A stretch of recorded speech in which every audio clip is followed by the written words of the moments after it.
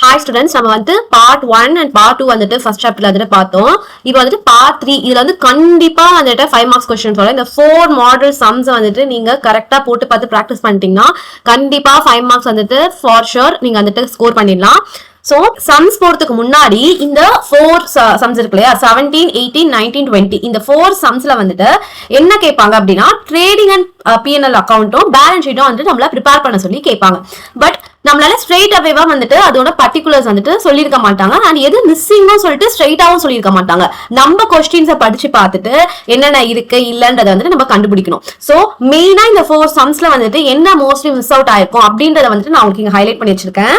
So trading அக்கௌண்டோட format என்ன அப்படின்னா, first particulars இது வந்துட்டு டெபிட் சைடு, இது வந்துட்டு கிரெடிட் சைடு. உங்களுக்கு வந்துட்டு ஃபார்மேட் வந்துட்டு தெரிஞ்சிருக்கும். ஃபர்ஸ்ட் எப்படி trading and profit loss account start ஆகும்னா ஓப்பனிங் ஸ்டாக்ல ஸ்டார்ட் ஆகும்.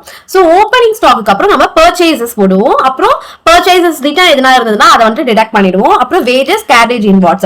சோ இந்த மாதிரி ஐட்டம்ஸ்லாம் வந்துட்டு ட்ரேடிங் அக்கௌண்ட்ல வந்துடும். மோஸ்ட்லி இந்த இடத்துல பர்ச்சேசஸ் வந்துட்டு நம்மளுக்கு கொடுத்துருக்க மாட்டாங்க. நம்ம வந்துட்டு பர்ச்சேசஸ் வந்து நம்மளா கண்டுபிடிக்கிற மாதிரி இருக்கும். பர்ச்சேசஸ்னா நம்மளுக்கு என்ன ஞாபகம் வரணும்? கிரெடிட்டார்ஸ் ஞாபகம் வரணும்.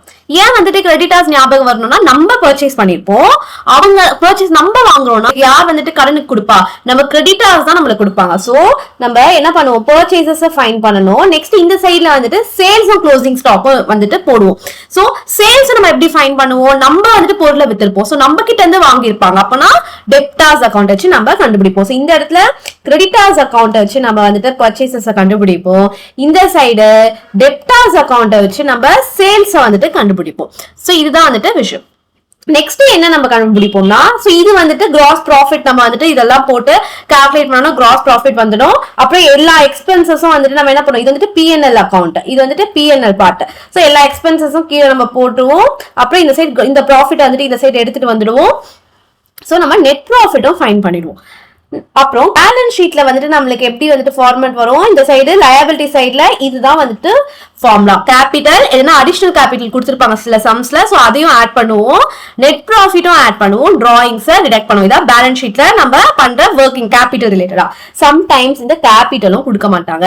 நம்ம பார்ட் 1 அண்ட் பார்ட் 2ல பார்த்தோம் இல்லையா ஃபார்மேட்ஸ்.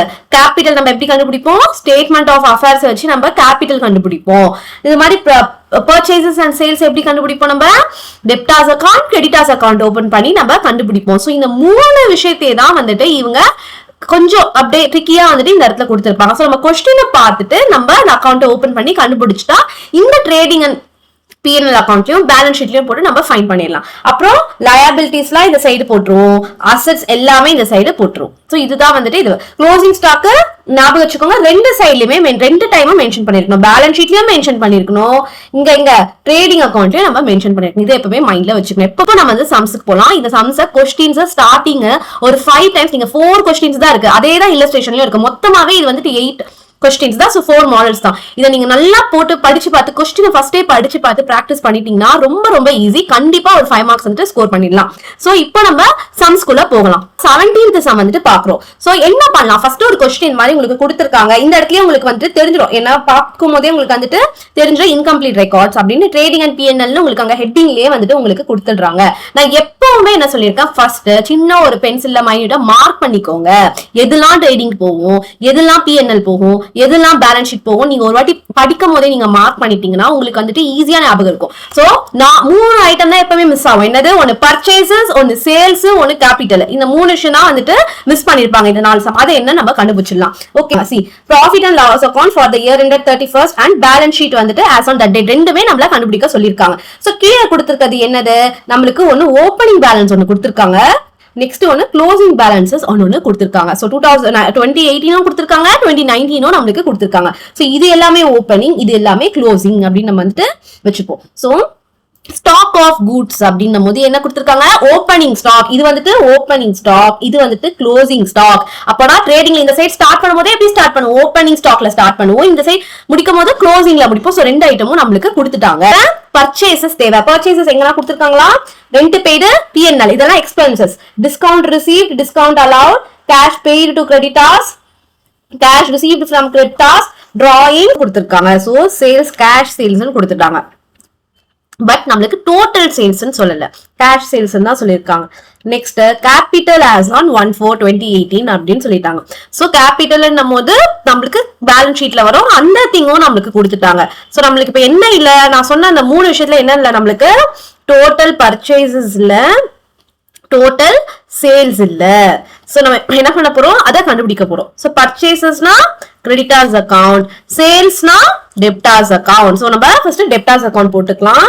சோ டெப்டார்ஸ் அக்கவுண்ட் போட்டுட்டு to balance brought down debit side to balance brought down அப்படின்னா opening debtors. So opening debtors எங்க இருக்கு, 5,30,000. நெக்ஸ்ட் ஓப்பனிங் போட்டாச்சு.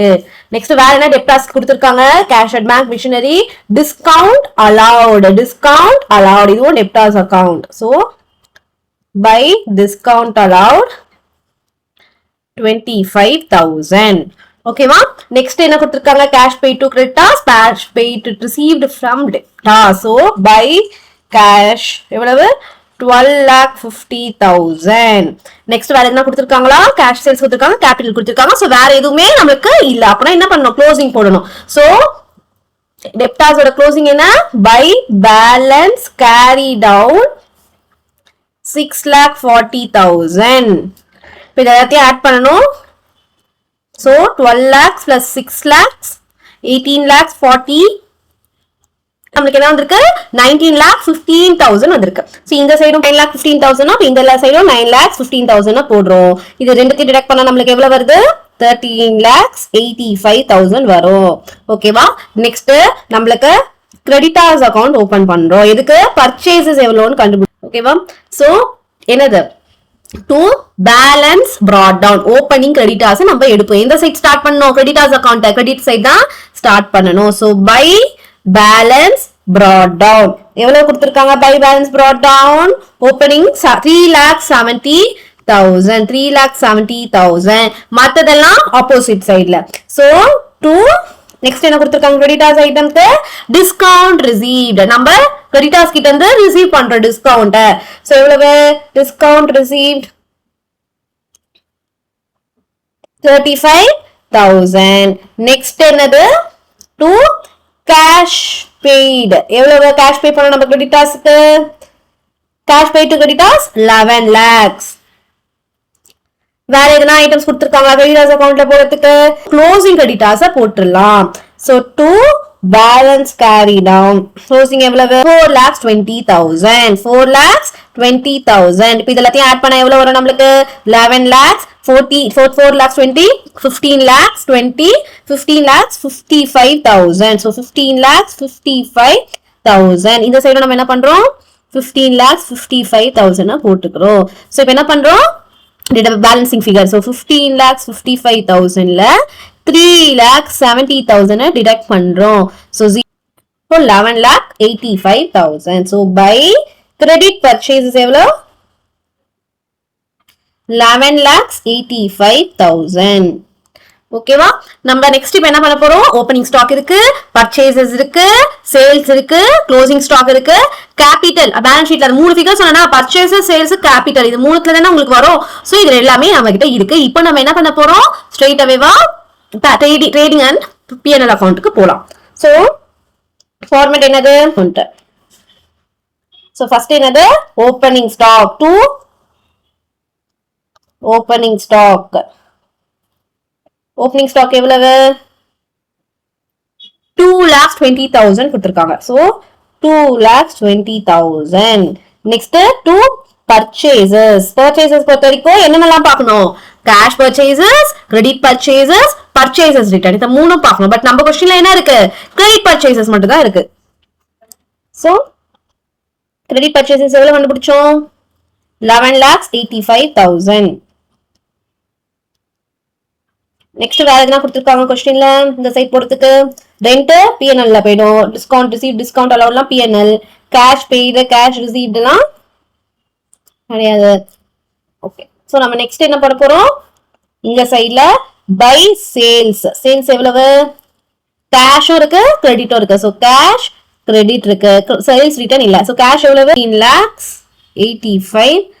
1000. So total எவ்வளவு வரும்? 14 lakhs 5000. 14 lakhs 5000 வரும். Next by closing stock. Closing stock எவ்வளவு? 1,60,000.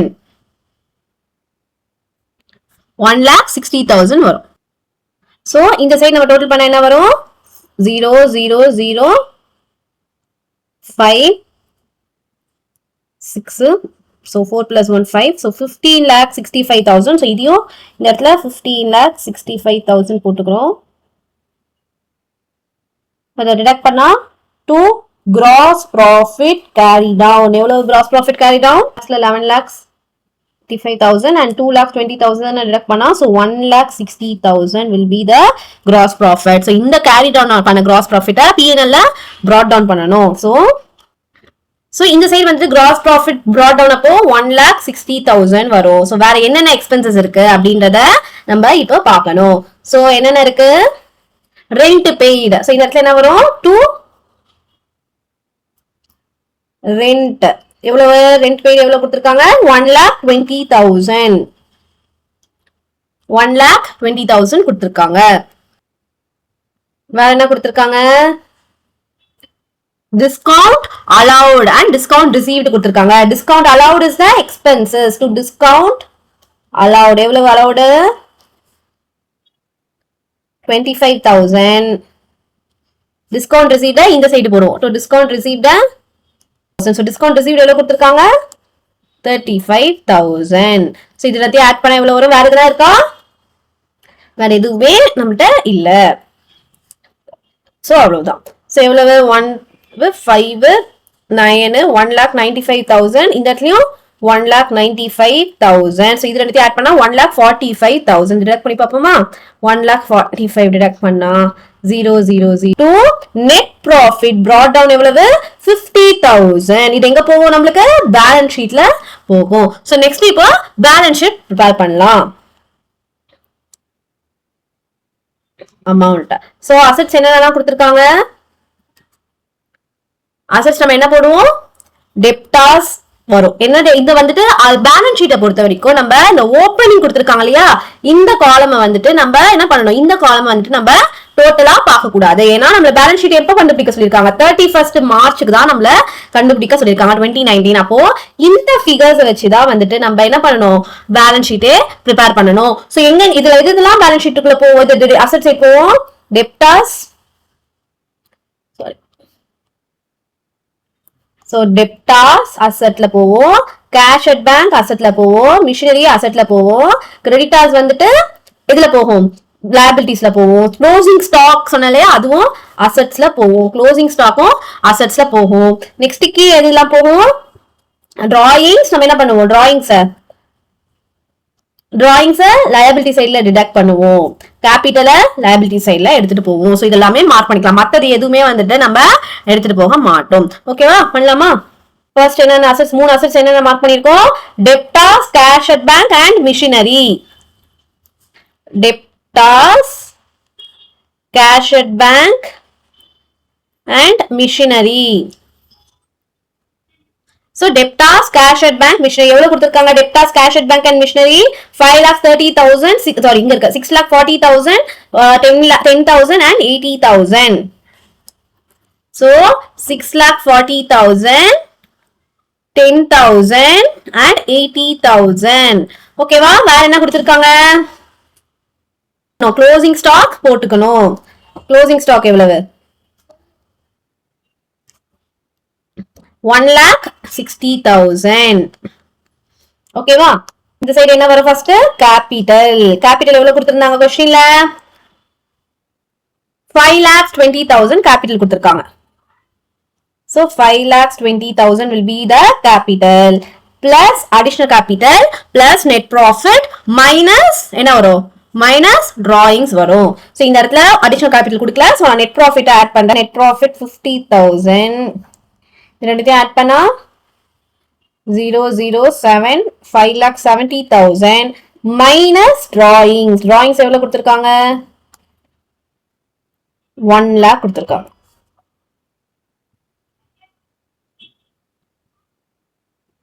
So 6 எவ்வளோ வருது நம்மளுக்கு 5,70,000 plus 1 lakh 4,70,000. 4,70,000. நெக்ஸ்ட் கிரெடிட்டார்ஸ் இருந்தது. கிரெடிட்டார்ஸ் எவ்வளோ இருந்தது 4,20,000.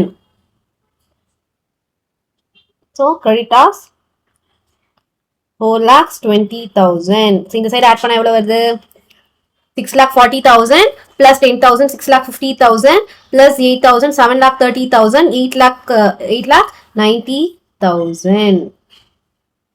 இந்த சைடு 0,0,0,0 7 plus 2 9 so 8,90,000. ஸோ ரெண்டு சைடும் ஈக்குவல் ஆயிடுச்சு.